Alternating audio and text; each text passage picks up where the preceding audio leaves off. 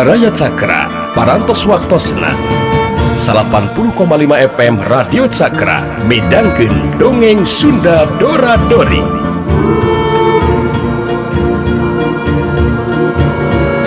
Simkuring sapara kanca ngahaturkeun wilujeng ngadangukeun.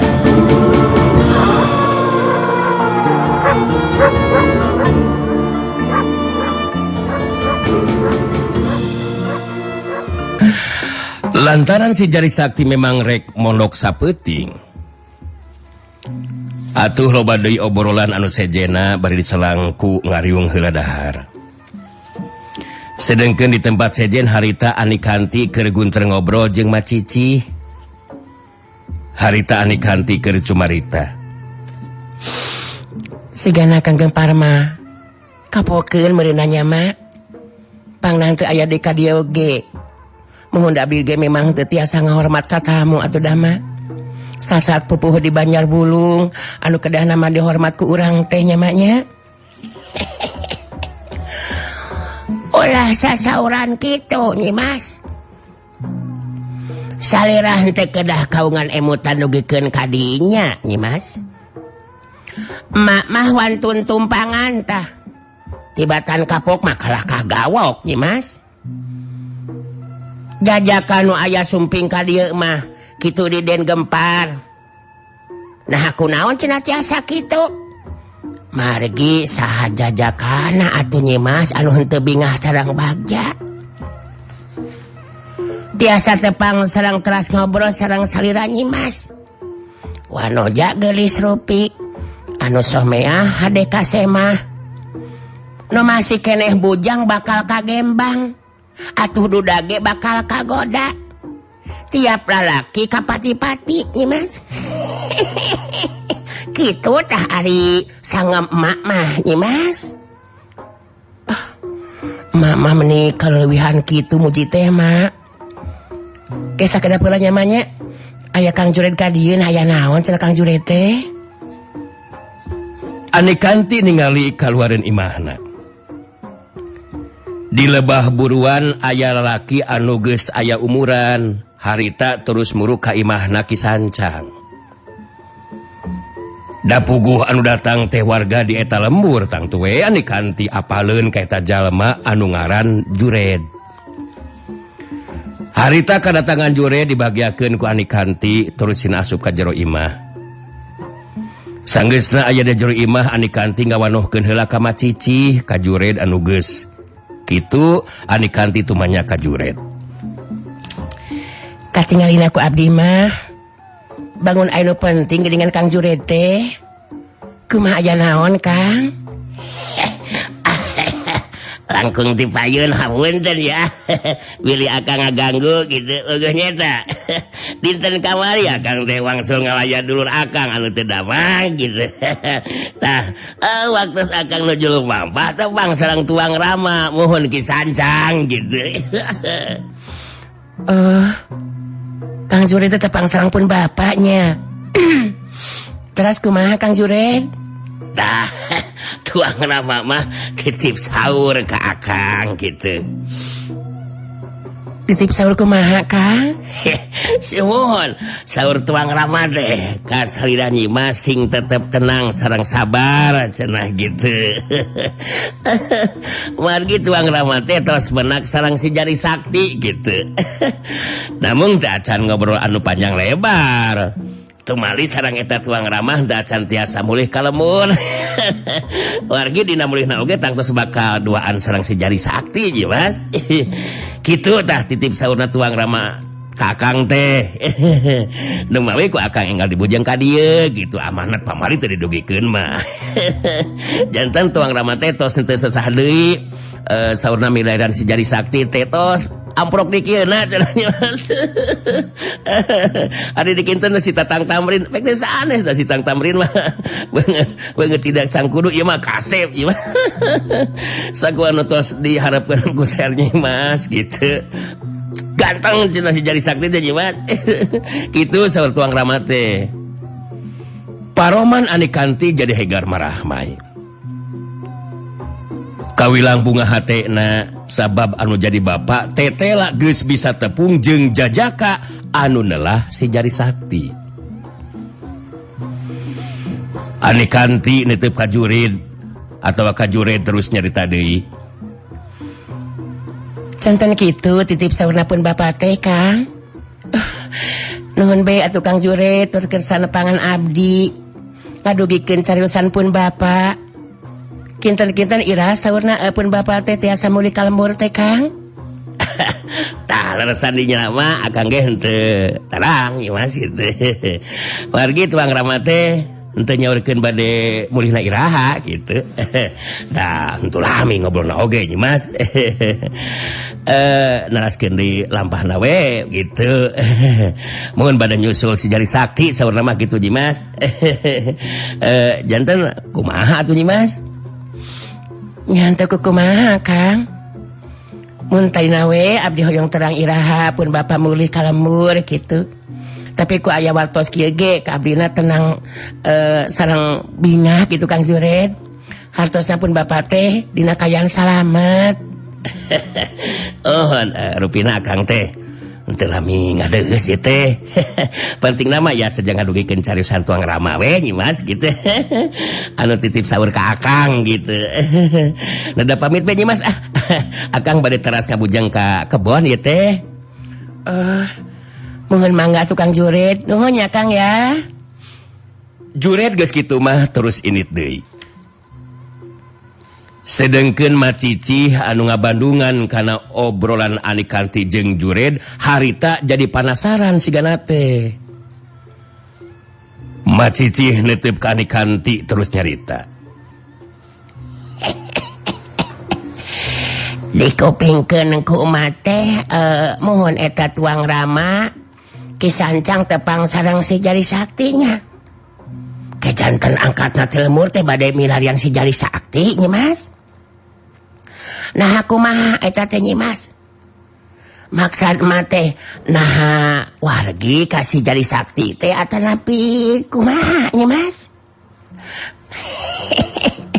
Punten emak kepo ya.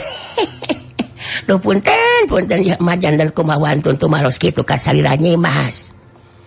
Mung eta be panasaran hoyong terang mate nyi Mas. Ani Kanti ngahulang sakedeung.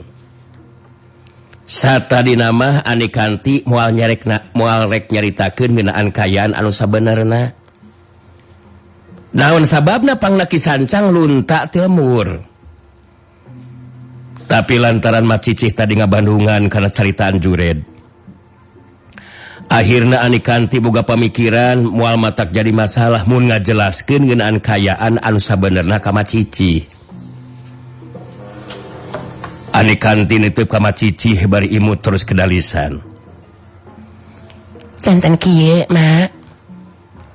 Keun we ku abdi ayeuna mah urang jelaskeun. Muhun da mate tos dianggap kula warga ku abdi. Janten teh aya lepatna upami emak uninga kana kayaan anu saresna mak. Kieu saresna mapangna pun bapak angkat ngantulkeun lembur teh mak. Ku Ani Kanti akhirna mah dicaritakeun satarabasna ka Macicih. Ti mimiti panalek anu jadi bapak ngeunaan sikap anu jadi anak. Kitu deui impian Ani Kanti anu tepung jeung jajaka anu nalah si jari sakti. Ku Ani Kanti dijelaskeun ngeunaan sikap pamadegan diriina anu mika cinta ka si jari sakti. Sok sanajan ukur tepung dina ngimpi. Akhirna kisancang anu jadi bapak terus lunta rek neangan si jari sakti. Puguh we Macicih jadi kageteun. Boros satadina mah geus gede hate Ani Kanti teh bakal simpati ka Gempar. Malah terus bakal mika cinta mun mineng panggih mah. Ani Kanti mungkas kateranganana. Tah kitu jujutan mah mak. Neme Kang Jurid ka dieu ngadugikeun kasauran pun bapak.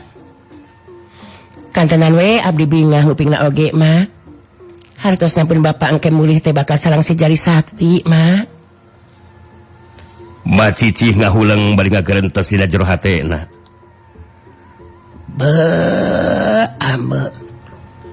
Iya mah benar-benar di luar dugaan ya. Hanas aing bebeakan terus-terusan nawarkeun Gempar. Mun dina dagang mah nu dipalarsangkan Ani Kanti terus jadi katarik ati ka pentang rasa ku Gempar. Tapi teteh lah Ani Kanti betkala kaboga rasa cinta kasih jari sakti geningan. Mun kaya kieu mah aing kudu gancang ngabejaan Gempar ieu mah. Kudu boro-boro nyeun rarancang anu sejen ieu mah. Bisa lapor moal kapimilih ku Gempar ieu Ani Kanti teh. Mun nepikeun ka manehna tepung jeung si jari sakti. Ningali macicih kalakang ngahuleng. Harita Ani Kanti terus kedal di lisan. Kunaon ari emak? Bet kalakang ngahulang kitu geningan mak. Bingung emak teh atanapi kumaha.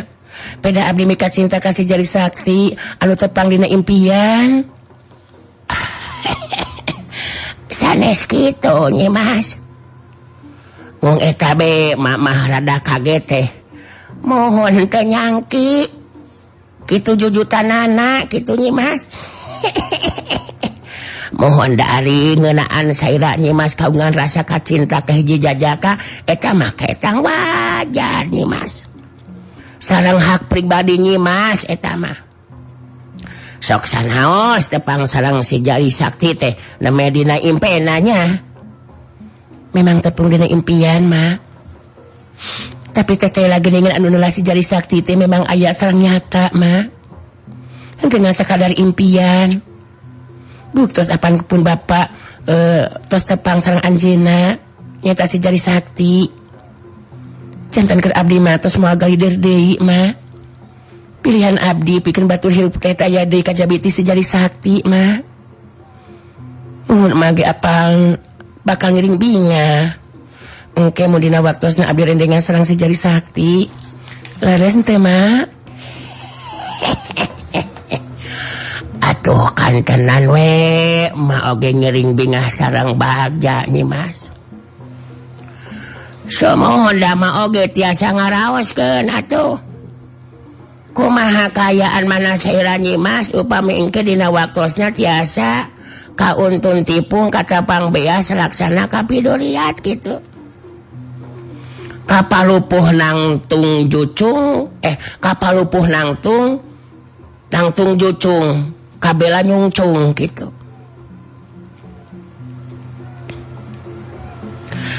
Nyata Nyimas teh kabela nyungcung sareng si jari sakti teh ya. Pakaulan ke emak mah. Keun emak anu nyawerna oge Nyimas.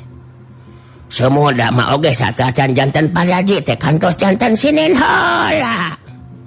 Teu aya nanaon bungsu Bandung sareng ipah gebot mah Nyimas. Ngahalang muarek nguyang upami ngawih atos non teh nutos kalatih gitu.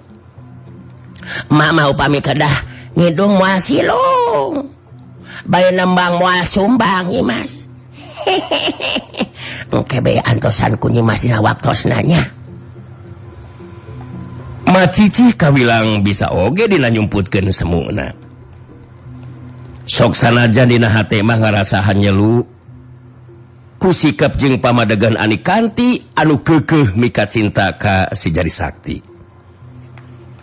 Jajaka anu diharepkeun bakal jadi pibatureun hirupna. Ani Kanti imut bari terus nyarita deui. Nya nuhun be atuh ari imah bade ngiring kaula mah engke dina waktosna. Sok sanaos abdi catan cepang sareng nyatana. Tapi abdi gaduh kayakinan si jari sakti teh lalaki anu sanes bae masagi ku pangarti mah. Abdi gaduh kayakinan si jari sakti lalaki anu ngajenan ka istri kitu tah mah.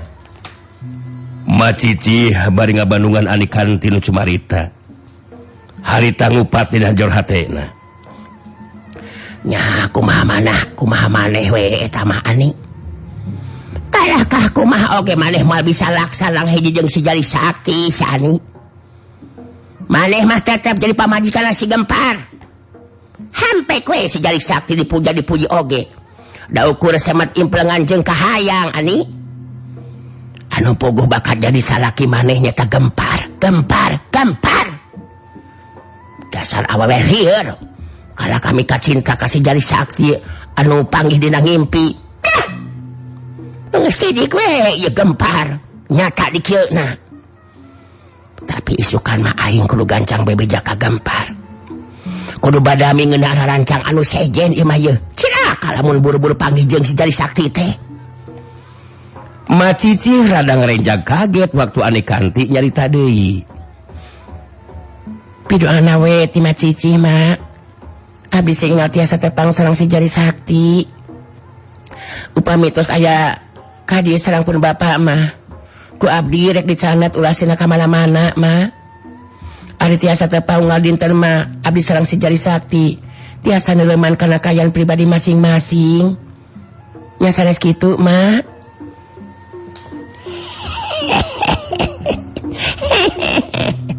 Semohon memang kedah kitu Nyi Mas.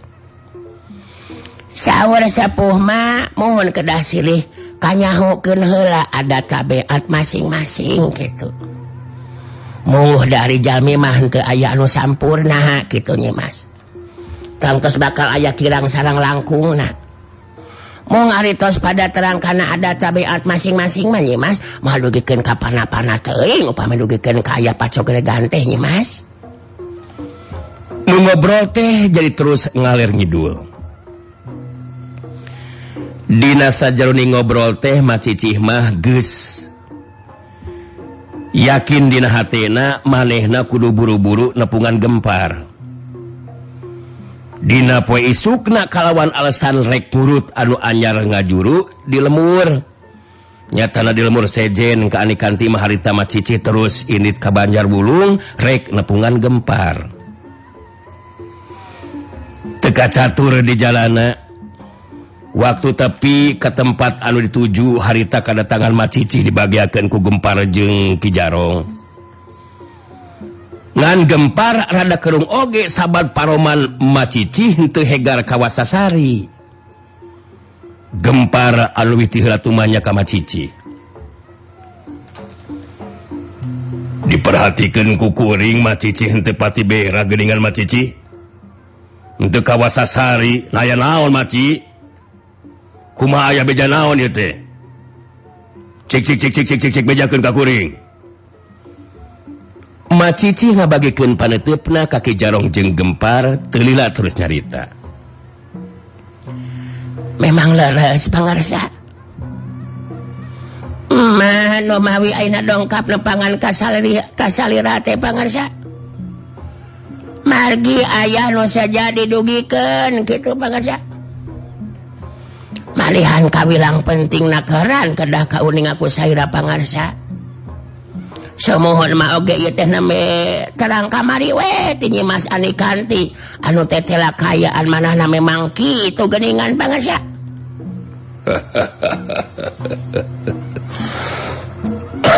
Kitu kumaha maksud mah teh? Hati Ani Kanti geus desian ku ngaran kuring beunana nya. Atuh daku panggih kamari terus ngobrol ge teu rek katarik ati ka pentang kumaha kudu di kuring mah.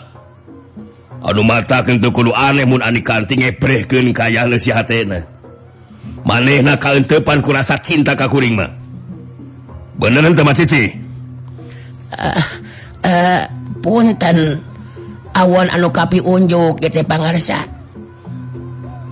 Neme ge tos disangamkeun anu bade diguykeun teh kaetang penting nakaran gitu pangarsa.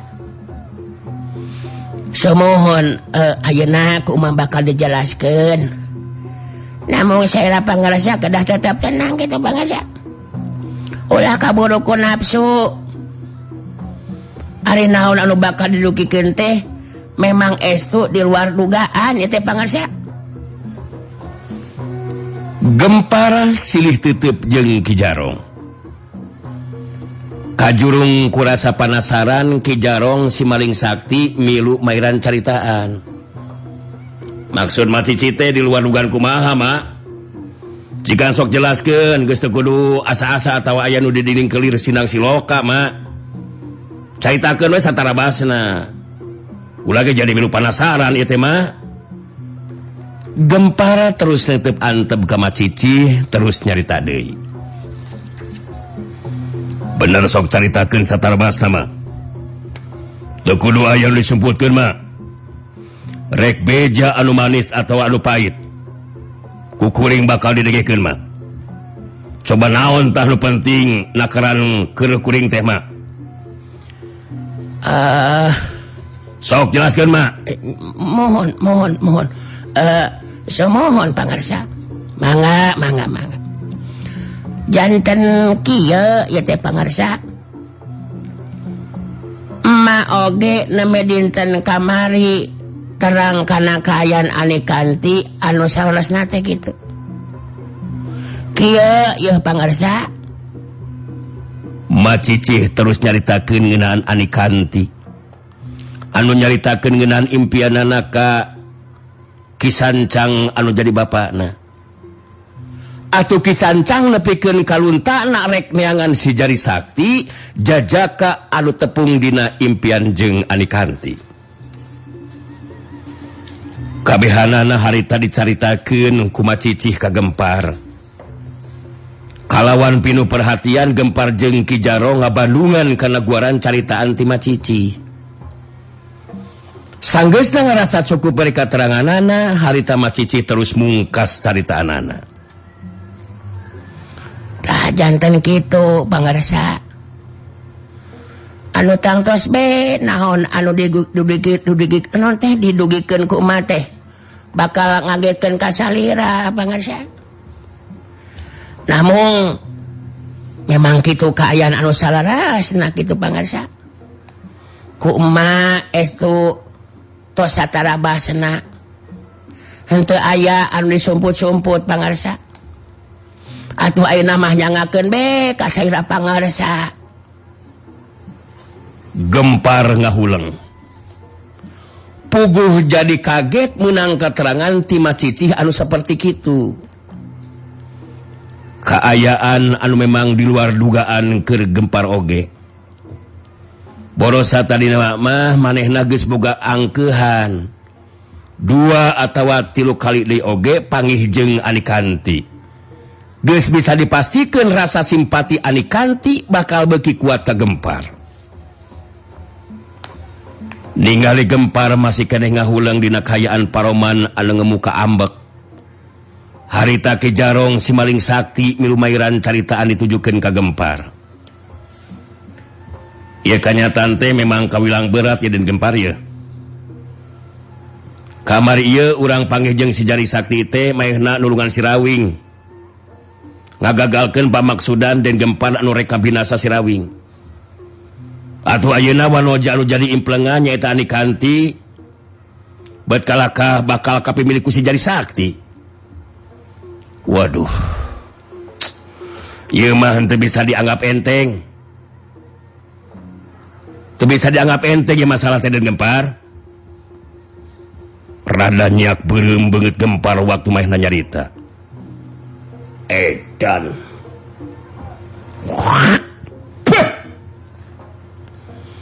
Geus si Jari Sakti deui anu jadi gangguan teh. Kuring kabungbulengan ku Anikanti. Tapi Anikanti kalah ka kabungbulengan ku si Jari Sakti. Edan.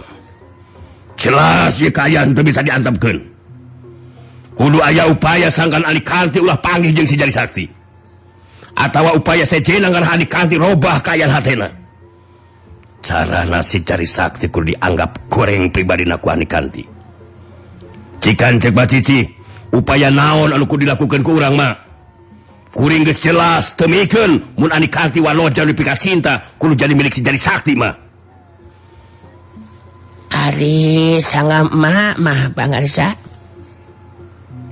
Sakumaha anu neme disaurkeun ku pangarsa, urang memang kedah milarian cara sareng upaya. Supados Anikanti nu ayeuna kapati-pati ku si Jari Sakti, robih janten antipati ka si Jari Sakti pangarsa. saira pangarsa mah kedah pura-pura we saolah-olah henteu uninga kana kaayaan anu ayeuna dilugikeun ku emak. Atuh pangarsa kedah langkung sering tepang sareng Ani Kanti. Tah ngeunaan cara upaya anu kedah dilakukeun ku urang, mangga ayeuna urang badantenkeun pangarsa. Ya, bener oge urang badamikeun anu asa kieu mah. Hasil babadamian urang bakal mangrupa rancang anu kudu dilaksanakeun ku urang mah. Hanyakan tahapan ajen pangarti kuring teh can mah himu dipake keur ngungkulan si Jari Sakti mah. Pang-pang mah dina ngungkulan ilmu totokna mah. Cacak mun tahapan ajen pangarti kuring leuwih punyu ti si Jari Sakti mah. Memang mending kedah diperenan mah. Diparenan si Jari Sakti teh. Ki Jarong si Maling Sakti ngabagikeun paneutupna ka Macicih jeung ka Gempar terus milu mairan dicaritaan. Jadi cek ulama ieu masalah ulah disinghareupan ku otot tapi kudu ku otak ieu mah Den Gempar. Urang kudu apal heula kana kalemahanna Ani Kanti ieu mah ye. Jadi dina ieu hal Macicih anu leuwih apal ngeunaan pribadi Ani Kanti. Bener teu mah? Samohon memang kitu Ki Jarong. Nya ayeuna urang badanten we anu paheut nyusun rancang anu kedah dilaksanakeun ku urang kitu. Tiluanana saterusna harita baradami nyusun rancang mangrupa cara jeung upaya sangkan bisa ngungkulan kaayaan anu keur disinghareupan. Anu jelas Gempar sababaraha kali naneskeun kumaha bae carana dirina kudu bisa laksana ngapi milik Ani Kanti. Wanoja anu ngabandang hatena, wanoja anu diharapkeun bisa hirup babarengan dina mangsana nyorang kumbuh lumakuna kahirupan. Wanci peuting sumanding. Sikeling peuting harita aya di buruan imah diuk dina luhur batu. Di hareupeunana dariuk dina batu Kibiut Ireng jeung Sugali. Neuteub seukeut ka Kibiut Ireng sikeling terus nyarita. Tadi maneh ngajakan aing kaluar bah. Ayeuna aing geus di luar ye. Jadi maneh rek ngomong naon bah ka Uing? Malah Uing rek nanyakeun latihan naon deui na peuting ieu teh bah. Aing kesel ari ukur bacepot ngabacot mah. Bisi we maneh rek nguji deui ka aing bah. Sok maneh rek nguji naon deui ka aing bah. Sabah? Dewek lain rek nguji ayeuna, keling. Tapi dewek rek nitah ilaing sina lila teuleum di leuwih euy. Wanci peuting teuleum di leuwih keling. Pastina oge bakal tiris pisan karasana. Tapi lain tirisna nu penting keur dewek mah ilaing kudu bisa tahan lila napas atawa nahan napas ya jero cai keling. Da kangaranan teuleum mah pasti kudu nahan napas. Kumaha kaharti ku ilaing keling? Angger maneh mari geus nanyakeun kitu teh sabah? Maneh mah loba basa-basi euy ari ngomong teh. Montong nanyakeun ka hati heuteuna ka aing atuh Abah. Tinggal parentahkeun we ka aing latihan naon anu kudu dilakukeun ku aing. Terus maneh daweuh gadah gali atuh rek milu. Moal maneh teuleum ka dileuwih sia teh ha? Moal keling. Manggali mah teu kuat ku tirisna. Hayo ke kaligata deui. Mending ningalikeun keling we manggali mah. Da maneh mah teu gableg hayang gali. Kabacu cengan saukur ningalikeun we maneh mah. Keun gampang latihan teuleum mah bah. Aing boga pikiran jadi hayang ulin di jalan-jalan ka Pilemuran jeung si Manuning teh bah. Resep geuning jalan-jalan teh bah. Montong waka ulin jalan-jalan deui keling. Sapoe ilaing teu latihan ge lebar ku waktu keling euy. apaan ilaing teh hayang geura anggeus narima ilmu ti dewek lin anu matak dewek teu panuju mun ilaing rek ulin jalan-jalan deui ka pilemburan jeung sinuning inung ilaing terus terang dewek teh teu satuju keling kadina we aing mah hayang ulin jalan-jalan di kalembur teh sugan we ribut deui tarung jeung jago anu leuwih hebat tibatan si Sorandaka bah aing jadi asa teu ngeunah awak mun henteu tarung teh bah asa pasiksa teu puguh kitu karasana bah